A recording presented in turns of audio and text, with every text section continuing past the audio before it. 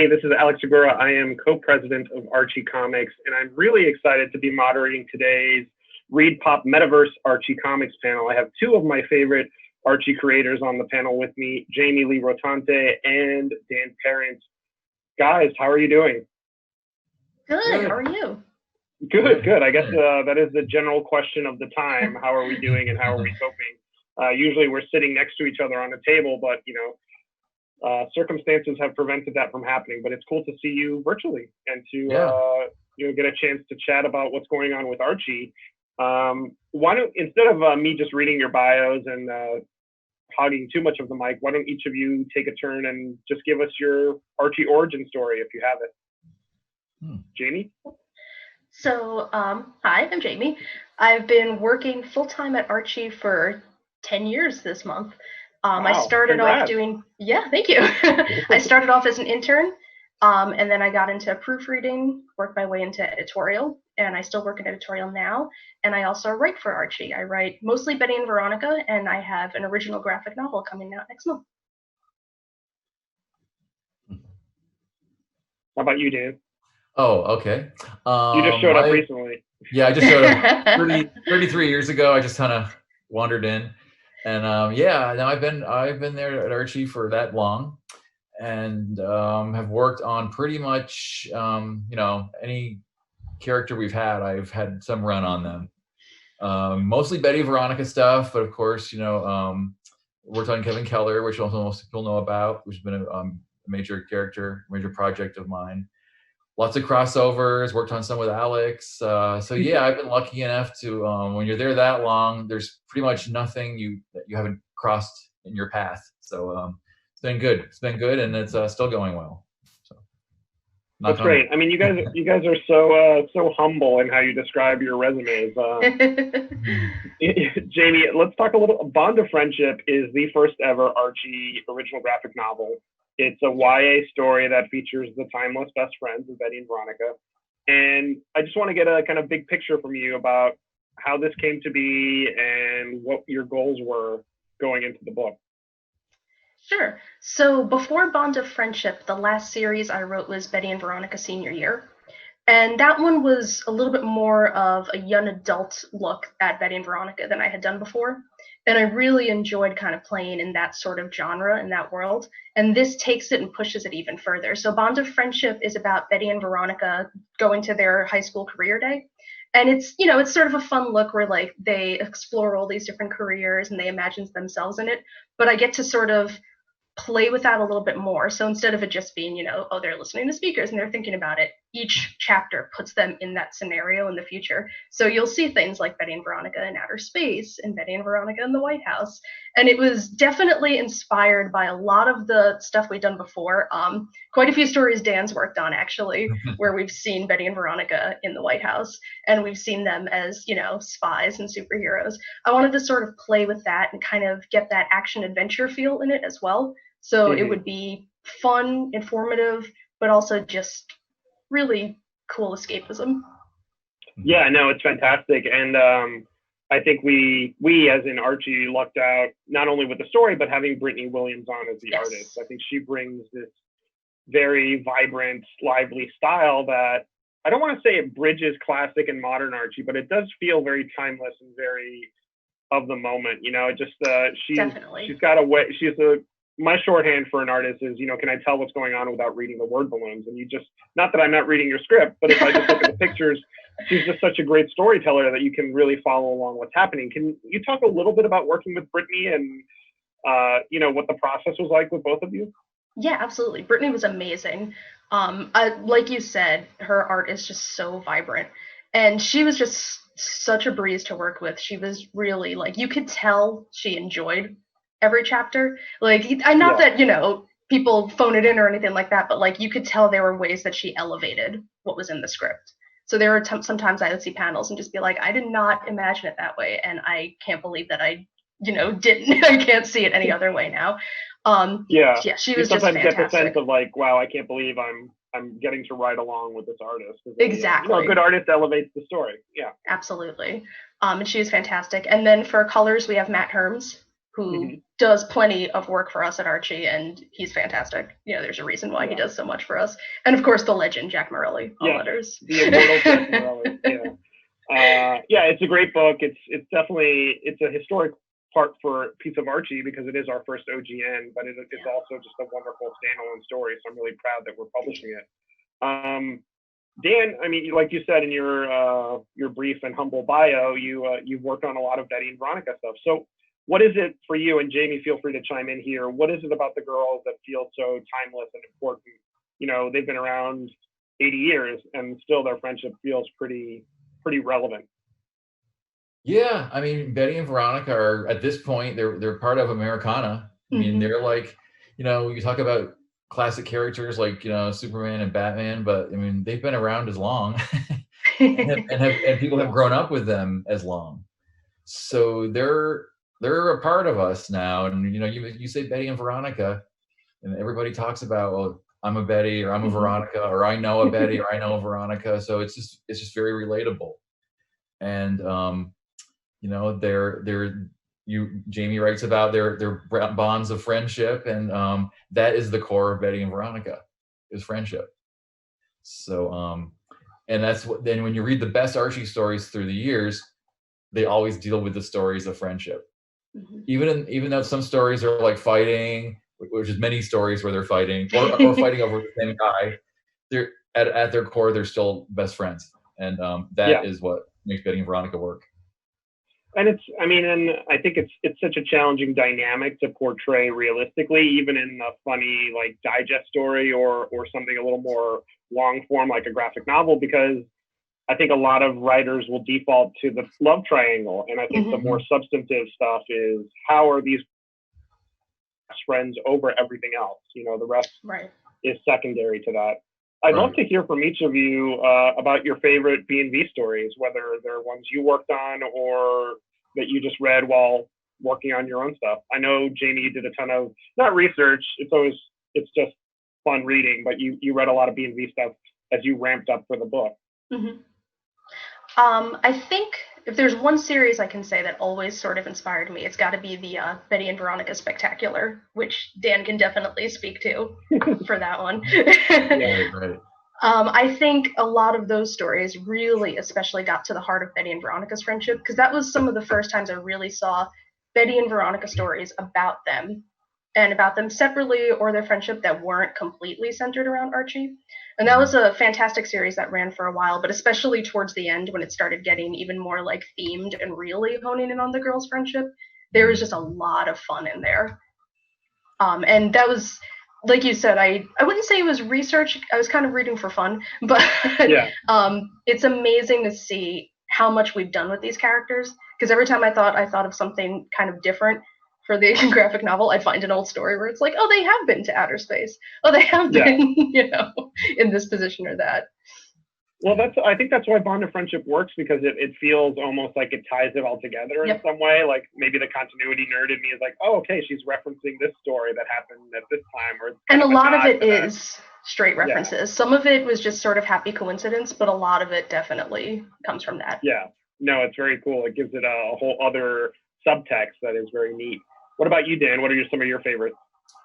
Well, it's interesting that you mentioned, you know, Betty and Veronica Spectacular, because that was around the time, we're talking like 2003, 2004, when it was one of the first books I had a full reign on, and mainly it's because, you know, we wanted to revamp Betty and Veronica Spectacular.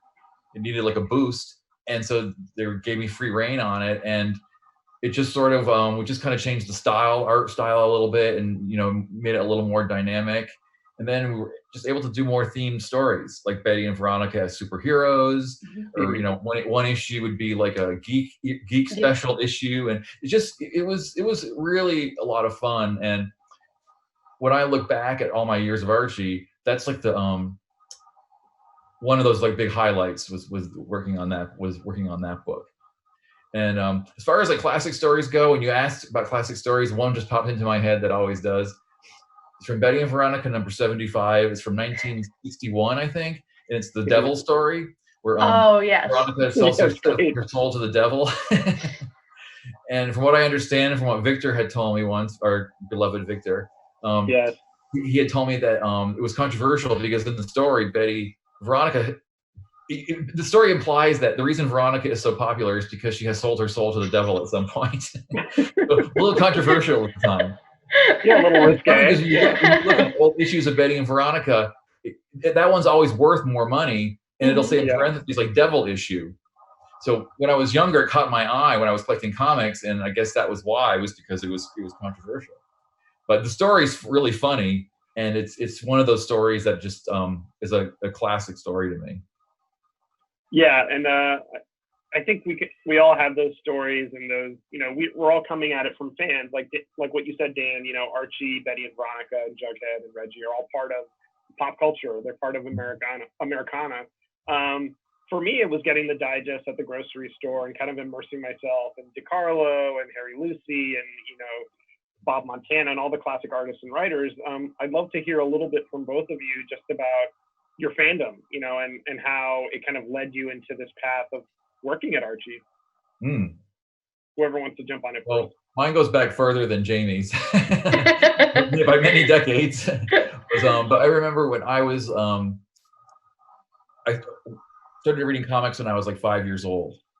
And my mom would buy me comics because she used to clean houses and she needed to keep me busy. So these are the days when you could buy like 5 comics for $1. So that's really but anyway, so I would get in to read the old Archie books, and I just remember being like so fascinated. For me, it was being fascinated with the artwork, because I just and at the time I was mesmerized by Dan DiCarlo's art, but I didn't know who he was because at the time we never gave credits in the books. So when my mother would buy me books, I'd always recognize Dan DiCarlo's art, and I was, oh my God, there's that art I just love, and it was so dynamic. You know, of course, then later on, as I got into it, I started to appreciate, like, you know, Sam Schwartz was the Jughead guy. Right. And Harry Lucy did the crazy Archie stories. So there was like, each artist had like their forte, but Dan DiCarlo to me just was the one who drew so beautifully. And so then, like, as time just went on, I just was always a fan. And then when Dan DiCarlo started to like sign his books, like, oh, that's who that is. There's like a name to him. And then, you know, long story short, I just, you know, through the years really was a super fan of his art. And then when I got to work at Archie, and I actually got to work with him for a good decade or so. And what was that like? What was it like to kind of meet your hero? Well, that was awesome. And I always tell people, I learned to draw more from working with Dan than I did at any time in my life. Now, because when I was starting at Archie, Dan was starting to sort of wanted to like cut back a little bit. He liked to golf, so he used to lay out his stories, and I would finish them. So I guess he just handed me the pages, and I would, you know, bring them home and pencil over his layouts. And that really was when I noticed the big improvement in my work, because you're drawing over this guy who draws the best anatomy possible. And, you know, for anybody that looks at Dan's art, he draws really handsome men and beautiful women, perfect looking people, where they're sexy and wholesome at the same time, which is very hard to pull off. Very hard to pull off, because a lot of times people go too far with it, and it looks cheap. Yeah, no, he managed to strike the balance. Yeah, it's very he really did. And the reason he could strike the balance so well is he just, the man could draw. He drew really, really well and drew beautiful people and anatomy. So you can't help but improve in your own artwork when you're drawing with him and working with him. Right. So, and he was also, he was a very humble person too. Like I'd be sitting there like fawning over his stuff, and he just was like, yeah, it's a job, you know. He's just was very, but so that's, you know, that was really, you know, and I think he's another reason, in talking about Betty and Veronica, why Betty and Veronica have resonated over the years, because he gave them such personality. Because really, I mean, he really knew those characters. And when you would talk to Dan DiCarlo, like, to him, he was drawing two different girls, even though when you look at Betty and Veronica, they have the same features. But he really saw them as two entirely different characters. And you know, that all is part of why Betty and Veronica are just such good characters. It's all part of it. Yeah, that's amazing. It's so cool when you actually get to meet your heroes and they live up to what you anticipate. I mean, I was amazed he was so humble. I was amazed he was so humble. I mean, if I was him, I mean, I thought he should be like on a throne somewhere. I mean, I just worshipped him so much. But he was a very humble man.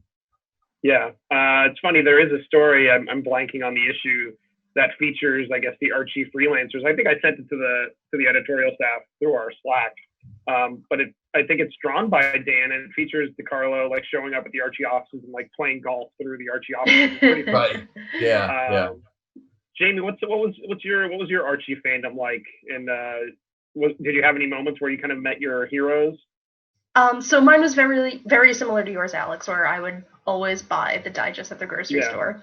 And actually, my grandma, when she was growing up in the 40s, her mom had a huge collection of comics, and a lot of them were Archie, so she would always flip through them. So when I got into Archie as a kid, she was super happy to buy them for me, because it was something she had remembered, something she had knew that she liked, so she knew that I would enjoy it too.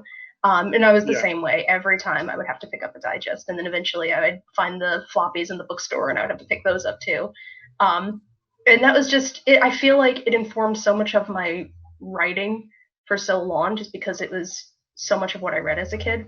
And then I remember not realizing that the offices were actually local to me until right before I signed up for an internship. And then once I realized it was right there. Yeah. So I was just like, oh my God, that's perfect. So that was cool. And kind of similar to what Dan said about when you work with someone that's so great, it's hard to sort of not absorb some of that. I think a big thing that's helped is the fact that between proofreading and editing, I spend so much time reading Archie and reading scripts and just seeing every different writer's approach to the characters, approach to the scenarios. Like, it's hard to not sort of absorb some of that and kind of see, like, this is what makes these characters funny. This is what makes these characters work. And just everybody brings something different. Just like the artists do, all the writers bring something a little bit different too. And it's kind of amazing to just sort of see those different styles. That's a great point. And I do relate to you a great deal, being a writer myself. Just kind of the benefit of working in editorial is you see the scripts coming in, you get to see, oh, this is how they do it, or this is how this artist handles the process. Dan, I think we lost you for a second, but I'm glad you're back. Yeah, my screen flipped down for a second, but I recovered. It just seemed very dramatic. I was grabbing my drink and I went, whoops. It's okay. It's the challenge of virtual events. But Jamie, one thing I wanted to talk about is, like you said, the bulk of your Archie writing work is Betty and Veronica centric, but you've managed to take these iconic characters and really treat them differently with each time. You know, Bond and Friendship is very much a YA story about friendship and coming of age, and it felt very, very strong in the genre. But then you also did something like Betty and Veronica Vixens, which is much edgier and a kind of pretty daring take on the characters. So do you want to walk us through the different versions of Betty and Veronica you've written and how they kind of compare and contrast? Sure. So yeah, Bond of Friendship is definitely the young adult, fun, happy, friendly. And then senior year, I feel like was sort of the in-between, because it was definitely YA, but a little bit on the older end of that, because it gets into more serious things, because it examines them throughout their senior year. So they're getting ready for college, for adulthood, and it means that they have to deal with sometimes more adult problems than they did, you know, back in your regular classic happy Archie stories. Vixens was very different from that. Vixens is Betty and Veronica leading an all-girl motorcycle gang. But it gets into some more heavy-hitting issues too, just in terms of women's issues, just how they sort of handle their dynamic of, you know, not just their friendship, but just looking out for other women. It was definitely the darkest take, which was kind of interesting that I started with that and then sort of went more classic as time went on. But that was, I feel like it was a great exercise to start by putting them into this totally different world, because it sort of made me realize, like, if I can write these characters in this kind of setting, I think I have a good enough understanding of them that I can write them in any setting. Yeah, definitely. And what I loved, not, you know, the series itself as a whole, but also you managed to throw in so many like Easter eggs to like Archie and Betty and Veronica continuity. Yes. And this is a question to both of you that kind of spins out of a lesson I learned when I first started my first Archie story. And I was talking to the other co-president, Mike Pellerito, and he said, these are deceptively hard stories to write. And I think it was a standard. My first Archie issue was Archie Goes to Comic-Con. It was a standard kind of single floppy issue.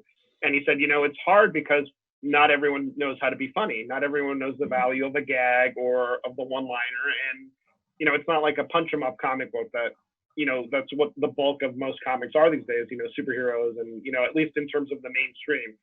So I'd love to hear a little bit about your take on humor. And Dan, you can take this first since a lot of your work has lived in the digest space. But, how do you know if a joke's landed and what are the challenges that come with something that's, page-wise pretty short? 5 to 10 pages is not a lot of room to tell a story, but you make it seem pretty easy. Well, I sort of take, I call it like the sitcom approach. Mm-hmm. You've got like, a certain amount of time to wrap up a story.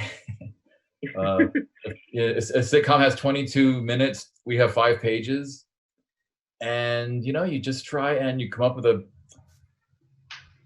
plot that you find entertaining and funny. Which is why usually when we come up with these ideas, you send them to the editor, and he rejects some and he picks some because, not everyone is a winner. Right. And then the ones that are good, you take them and you just, 5 pages, the 5-page stories I've always liked because it's just enough time to do a fun, simple story. But yes, they are deceptive sometimes because to write a simple, funny story can be very complicated. Yeah.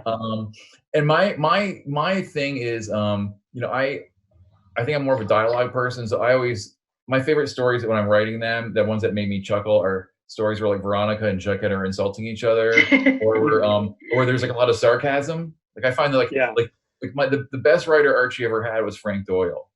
Mm-hmm. I think. So, and his stories were always very verbal, probably more verbal than they were action. But the dialogue was always very witty and sharp and fast paced. So he's sort of like where I like to emulate him as like an example of how to like write dialogue. Mm-hmm. But slapstick's good too. So you can't forget the slapstick. It is Archie, and so you can't go. I always think back of the stories where where Mr. Lodge is kicking Archie out of the house and he's flying out the door. That's you can never get enough of that. But yeah, it is deceptively hard. Because many people have tried to write 5-page stories for us, and they find like, how do you like pace 5 pages? It's just like it's an exercise. You flex. It's just something you get used to because it's just. We do 5-page stories. That's like the history of Archie. It's also, I think, for me as a writer, is one of the few times I have to do almost like a rough layout for myself, just to kind of see how it paces out. Versus like other stuff that's much more action oriented.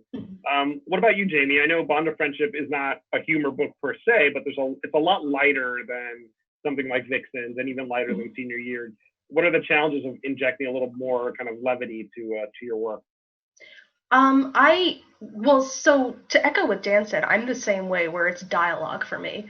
I find my writing process usually starts with, when I'm just first drafting it, it'll be, okay, here's the layouts, here's everything I want, and then eventually it devolves into just dialogue for pages. Mm-hmm. And then I go back and I fill everything else out around it. Yeah, same. Because I agree, I think some of my favorite stories are the one where it's just witty one-liners and back and forth. And so that's something that I feel like is so essential to Archie. There's the slapstick. I feel like every story needs that one panel of Archie falling or doing something just to bring you back to the Archie universe. But I feel like humor is such an important component. So Bond of Friendship definitely has a lot of humor moments. I think for Bond of Friendship, more than my other work, I relied a little bit more on the physical humor, which was kind of fun. So there's things where, and this is also where Brittany was amazing. There's so many panels where it's just their facial expressions and the scenario they're in alone. That's hilarious. And Vixens, while being edgy, I wanted it to be more of like a dark comedy. So that has quite a few comedic moments as well. And I think Senior Year was the story where I really relied more on just little one-liners here and there just to keep it it's an Archie comic. I feel like there has to still be those moments of levity. That's why you're reading it. Yeah, for sure. I think you need the light touch, even in the darkest Archie stories. Mhm. There's got to be at least a little chuckle when things get dire. But Dan, I wanted to, obviously B&V is a big part of your career, but I wanted to touch on just the sheer variety of stuff you've done. I know you very humbly said, I'm the crossover guy, but you've done stuff from Archie Sharknado, Archie meets Batman 66, Archie meets Kiss, Archie meets B-52s, and I know I'm forgetting like 15 other ones that you've done, but why has that become kind of like your signature thing? I don't know. It's just it's my fault. Just to have, it's your fault. You started it. Yeah. You started it with Kiss. But no, it's just one of those fun accidents that happens. Like we sort of really got into the crossover thing the last decade or so. We've done a lot of them, and they've just been fun. Even like some of them I just did like covers on, which was fun. Like Predator, and then we did like just wrapped up the B&V and Vampirella and Red Sonja one. I did some work on that, and of course B-52s was the one we just worked on recently. They're just like, it's just fun because Archie lends itself so well to these many universes. Because again, everybody knows Archie. Archie just lends itself to teaming up with different properties, and I guess the testing ground for that was back when they did Punisher back in the 90s. That was like the first weird crossover we did. Right. And it's just they work, they're fun. And I think hopefully that'll be we'll keep doing them because they're so much fun. Yeah, people like them. Jamie, did you have anything to add about that, or? I was just going to say, especially in terms of Dan working on them, I think it's also because Dan's just got such a great sense of pop culture. Mm-hmm. That I feel like you can tell. It's true. I do. I watch way too much TV. I listen to way too much music. You are tapped into the youth. For me being secluded in my house isn't really much of a change from the norm because I have TV. I watch so much TV and listen to so much music that it's I can survive. Yeah, one thing you mentioned, Dan, while you were talking about DeCarlo was that, obviously he had a great sense for the characters, but one thing that I always noticed as a kid was everyone looked so fashionable. Mm-hmm. Betty and Veronica were in the, he obviously did his research. And I feel like in addition to his draftsmanship, you also inherited that from him. Maybe you didn't learn it directly from him or, maybe it was osmosis, but, they always look of the moment when you draw them. Is there a research process for that, or is it just something you...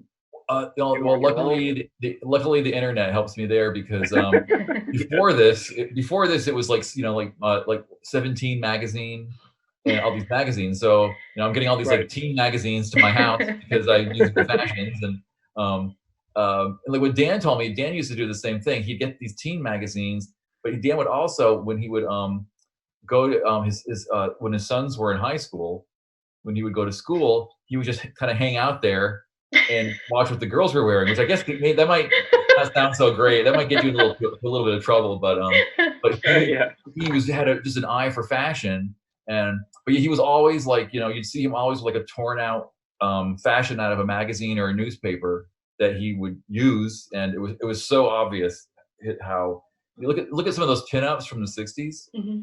Yeah, or his Betty and Veronica covers, and they looked like fashion magazines. Mm-hmm. They were so dynamic. So I try as much as possible to see what's fashionable, but it's easy with the internet. It's much easier. So I usually just go to like you can go to like Vogue magazine or Vogue's website or 17 website, and you can find stuff on there. Yeah, and I just think that doing stuff like that really anchors the art to the time and makes it much more relatable to anyone that's reading it. So it's something that you do really well, and I just saw it as kind of the lineage of DeCarlo.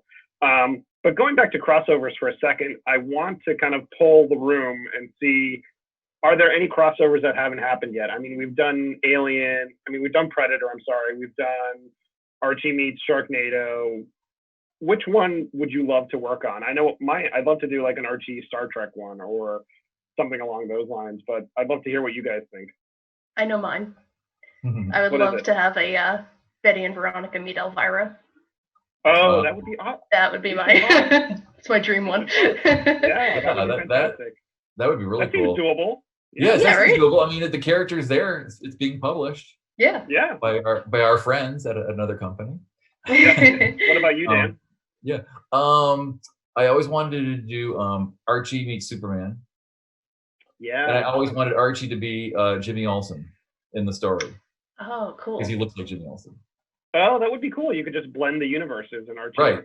Jimmy Olsen. Just fills in for he kind of like fills in for Jimmy Olsen or takes his place and gets involved in this big adventure with Superman. Wow. Yeah, I would read that. So it's one of mine. That's cool. And what in the music ones, I know you and I have talked about this a long time, but there's probably a few bands you'd love to do Archie meets with. I'd love to do Archie meets Taylor Swift. I think it could be great. But, oh yeah. I would like to do. I think I told you my list. I don't know if I'm supposed to say what I like, but like I'll say it anyway. But I always liked. I think I suggested to you like Weezer would be really cool. Because they've got they cross generations. Like my kids like them, and I know like people like my age like them. I was entranced with this Go-Go's documentary on Showtime. I love the Go-Go's. The Go-Go's are definitely more like in the B-52s classic realm, but that would be cool. Betty and Veronica meet the Go-Go's, or Josie meets Josie and the Pussycats. That would be like a cool team up. Oh yeah. Yeah, I mean, I'll give you a little peek behind the curtain. We, obviously when we were doing the Archies and we did Archie meets B-52s, there were a lot of bands that we spoke to. We got really close with Talking Heads, and we got pretty close with the Replacements. Though I can't imagine how the Replacement story would work. I would love to write that. I would love to. Yeah, that would be so cool. Yeah, but it would definitely be a bad influence on the Archie kids. yeah. So I'm gonna put on my co-president hat and talk a little bit about the brand from a bigger perspective. And I think, Dan, you hinted at this a little bit, but about, I want to say 10 years or so ago, when John Goldwater stepped in and took over the company, there was a definitive shift. And there was, a lot of historic changes were made in terms of making Riverdale much more of the moment and less retro, and just feeling like Riverdale was in the world now. And I think the first kind of landmark moment for us was the introduction of Kevin Keller. Right. And I'd love to have you walk us through that and just kind of recapture that for a second. Well, interestingly enough, we're at 10 years now. Yeah. It was 10 years now that Kevin came on board, which is crazy. Yeah. But yeah, when John came on board, I think he looked around and he was like, like this feels like the 1950s still in some ways. And, can we have some diversity? So just to cut back a little before Kevin, we just started adding, more characters, more diversity, making Archie look like it was in the 21st century. Yeah. And we seem to be having luck with that. And then when we were just talking about having different teenagers at Riverdale, we can we have a gay character? Can Archie have a gay friend? And John was like, he couldn't think of a reason not to do it. Yeah. So, which was a good reason to do it. And we just worked up the story, which, we wanted to make sure we did it correctly. Like we didn't do it as like a after school special or a story, or, like a headline of the week kind of thing. And I think from the reaction from the fans and the general public, we seem to have pulled it off pretty well. We got good notices for it, and I wanted, as a lover of Archie and a fan of Archie, I also wanted a character that was going to last and be around. Yeah. So more importantly, I was looking into it for that we have a character that's just people are going to want to be a part of their lives, for the ongoing future. And so I think we were lucky and successful with that. And now Kevin's just part of the gang. Kevin Keller's just one of the Archie gang now. And I think the biggest compliment that anyone can give the work you did launching that character is that it feels like Kevin's always been part of the gang. And that's something John has said a number of times. Like it never felt like Kevin was not around. Right. So you have the core five, and it's really like the core six. It's Archie, Betty, Veronica, Jughead, Reggie, and Kevin. Did I count that right? Yes. Yep. And the main thing with Kevin too is when we brought Kevin on, like the main thing was that the story be funny. And the basic plot of the story was that Veronica has a crush on Kevin, and can't, everyone else knows he's gay and can figure it out, but Veronica is just so wrapped up in her own head, she just can't figure out why any man would not want her. So I always call it like it was a little bit of a glorified Three's Company episode with like a misunderstanding kind of thing. Yeah. But I just felt like it was, the story was funny, and that was probably more important than anything, is that we present a funny story, and one that doesn't, we didn't want his introduction to seem too formal. Yeah. And no, it didn't. It felt very natural, and it didn't feel overwrought. And I think one of the testaments to the character, and Jamie, maybe you can speak to this, seeing it evolve from The Offices, is that he's continued in various forms. We saw him in Life with Archie. We've seen him. There was a young adult novel. He also, Dan, you did the digital first Life with Kevin book. So he's had lasting power, which I think is a fantastic testament to the character. Absolutely. Yeah, I mean, I see it at conventions. I can monitor what the fans like by the commissions that they ask for and the sketches they want, and Kevin's always right up there. There's a strong Kevin fan base, and that's the proof's in the pudding. Yeah, exactly. And so getting back to kind of the brand in general, it is really like a seminal moment for Archie in terms of just awareness, and it is a kind of a testament to that initial moment with John coming into the company and saying, I want this to feel much more vibrant and today. I mean, we have Riverdale, we have Chilling Adventures, we have Kitty Keene. There's so much stuff out there that is embracing, the mythos, for lack of a better term. What is it? Maybe Jamie, you can go first. What is it about these characters that makes them so flexible, but also so beloved? I think, it's the longevity for sure. Yeah. But I also feel it's kind of funny because Dan mentioned that Kevin's story sort of had that Three's Company miscommunication thing. And I feel like Archie predates so many of the sitcoms and TV shows that use the tropes that I feel like you can kind of go back to Archie with. And I feel like it's sort of set in motion that sort of humor writing that has permeated through so many different kinds of media. And it's just with these teenagers that could have been your group of friends. There's something just so iconic, but also like you recognize them as friends, as people you know. And then when you throw them into different situations like horror or drama, you really root for them and you feel for them because you feel like they're your friends. You want to see the best things happen, but you also kind of just enjoy watching them navigate these different genres. Yeah, and I think for me, definitely as a fan and as a reader, it was a lot more idealized. Like, wow, I wish Riverdale. I wish my hometown was like Riverdale. And I wish I had, I was raised in Miami, so there was one season. It was always summer. But I wish you had these, friends like this. And it's just, I think it is kind of an idealized look, but it isn't like Pleasantville or anything that unattainable. Dan, did you want to touch on that a little bit, or why these characters are so? I remember when I was 7 or 8 years old and reading the books, and thinking, I hope high school is like this. I just remember thinking, like, I want a friend like Jughead, and I want to hang out at Pops. And I just really, really remember as a kid, because when you're that age group, you really are looking forward to high school. Of course, until you get there, then it's different once you get there. You have this idealized version of it, and then you're looking forward to college. Yeah, that was definitely the idealized version of high school. So.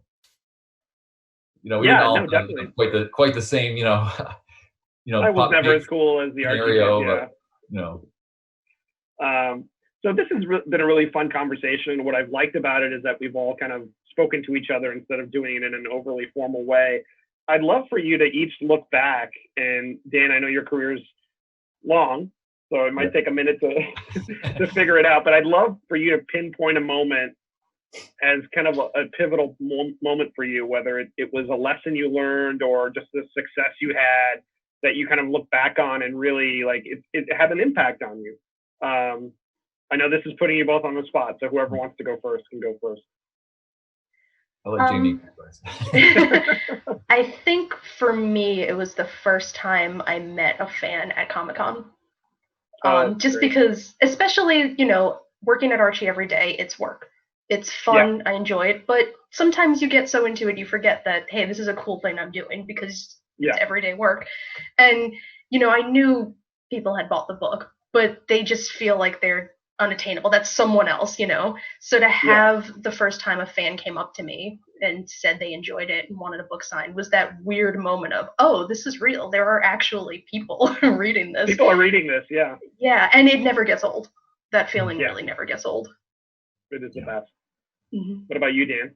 Pivotal moments. Oh my God, there have been many, many through the 30 some odd years. You know, one of the things that stands out, like Jamie said, I was reminded of the fan base situations. I do a lot of conventions when it's a normal year, and just the people who are touched by the work you do, people who are having hard times in their lives, who Archie is like their comfort food. Mm-hmm. The many people who grew up, with the many gay people who grew up, who didn't think they'd ever be represented at a comic book, who have, you know, are a part of the Archie universe through Kevin Keller. That's been a big thing. And as far as like personal pivotal moments, I think the first thing that really hits me over the head was back in the early 90s, Love Showdown. Because we worked on this storyline, and it was probably the first time Archie became like this big headline story.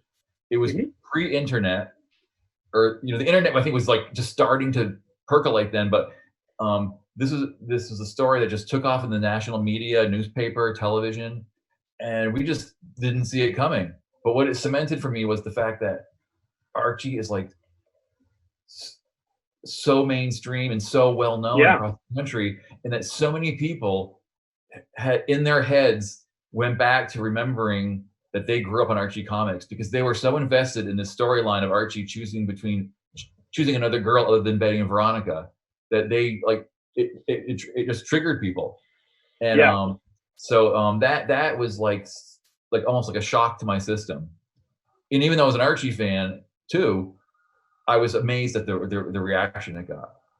Yeah, it's funny. I mean, a lot of people don't understand the level of awareness until they see it in something like that, like Love Showdown. I remember I had kind of drifted from Archie. I had kind of moved on to other stuff, but I remember when Love Showdown came out, I went back and started reading the books. And, you know, when I worked at DC, I moved over to Archie, and a lot of people said, well, you know, how could you leave Superman and Batman to work at Archie? And I said, Archie's as big as these characters. Like, he's as embedded in, you know, the pop culture consciousness as any character. And I think it's shown, like, when we do something big like Death of Archie or Archie #1 or any kind of crossover, the awareness is so high and people get so jazzed to see either a different iteration of Archie or just these characters in new settings. It's really a testament to the brand and the characters. Well, guys, I think we are winding down in terms of time. It's really been cool to just kind of sit and chat with you for however long we've been doing it. And it's such an honor to see what's coming up and how things are going. Jamie, did I miss anything on Bond of Friendship that you'd like to mention before we sign off? Just that it's on sale, direct market September 2nd, bookstore September 8th. Awesome. And Dan, do you want to talk a little bit about what you're working on and maybe the stuff you're doing for the website? Yeah, I'm working on classic Archie stuff, a lot of Betty and Veronica stuff. I'm working on a story today, penciling a Betty and Veronica story. And then a lot of covers coming up. And then, I'm online. I'm doing a lot of Archie sketches of like characters. I'm also doing Archie-fied versions of people, which has done incredibly well. Like I offered this a few months ago, and I thought we'd get a few orders, and it would like kind of like fade away. And it's we're still getting tons of Archie-fied requests in because people like to be drawn as an Archie character. So I'm enjoying doing those because I'm not at conventions doing them. So I can still do them, which is a lot of fun. Well, it goes back to that idealized thought of like wanting to be part of the Riverdale gang almost, I think. Well, a lot of people's avatars now are Archie-fied sketches of themselves. So that's always fun. You're having some social impact. Good. All right, guys. Well, thank you so much. Thank you to everybody at ReadPop and Metaverse for having us. This has been the Archie Comics panel. It's been a blast. And you can find out more information about our books and our product at archiecomics.com. And we will see you very soon. Thanks, Jamie. Thanks, Dan. Thanks. Thank you. Good to see you.